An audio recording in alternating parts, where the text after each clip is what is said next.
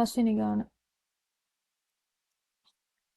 සීමා ගාන limits x 4ට යද්දී x ඍණ 3 වර්ගමූලය ඍණ 1 බෙදීම x ඍණ 4 වර්ගය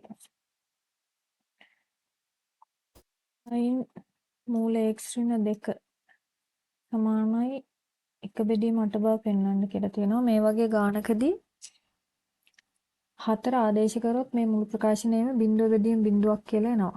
එතකොට ඒක අර්ථ ශූන්‍ය ප්‍රකාශනයක්. එතකොට මේ වගේ ගණන්වලදී කරන්නේ උඩත් යටත් දෙකම මේ උඩ කෙනාගේ ප්‍රතිබද්ධයෙන් ಗುಣ කරනවා. උඩ කෙනාගේ ප්‍රතිබද්ධයෙන් ಗುಣ කරනවා. උඩ කෙනාගේ ප්‍රතිබද්ධ වෙන්නේ මූල x ඍණ 3 ධන 1. එයාගෙන් උඩයි යටයි දෙකම ಗುಣ කරනවා.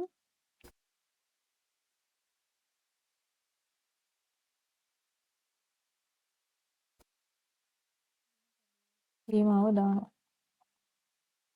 එතකොට උඩ සුළු වුණාම මට එනවා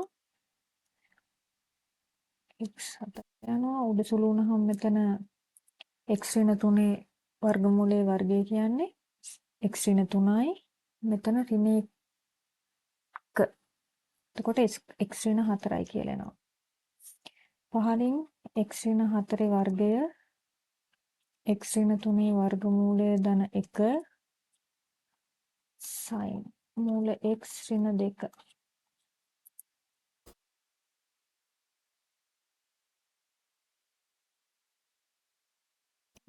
මෙයාව සුළු කරද්දී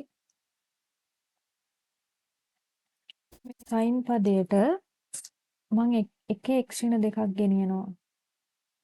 එක x ඍණ 2ක් sin පදයට ගෙනියනවා. එක ගෙනියද්දි මට මෙතනින් එනවා උඩින් 1 බෙදීම මෙයාව මට කඩා ගන්න පුළුවන් මූල x ධන 2 සහ මූල x ඍණ 2. මූල x ඍණ 2 මම මේ sin ට සම්බන්ධ කරනවා.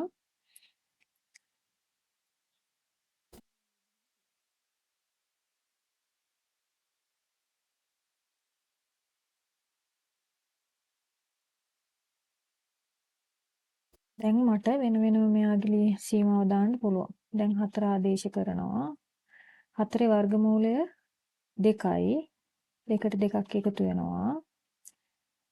1 වර්ගමූලය 1යි. 1ට 1ක් එකතු වෙනවා.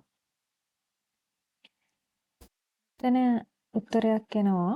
අපි දන්නවා sin theta over theta limits theta ගේ වැලියු එක බිඳුවට යද්දී මෙයාගේ අගය 1යි කියලා. එහෙනම් මෙන්න මෙයාගේ අගය දැන් 4 දාලා බලන්න. පහළ කොටසත් බිඳුව වෙනවා. පෙළ කොටසත් බිඳුව වෙනවා. එහෙනම් මෙයාගේ අගය 1යි. මෙයාව සුළු කරලා ගත්තාම 8න් 1යි කියලා උත්තරේ එනවා.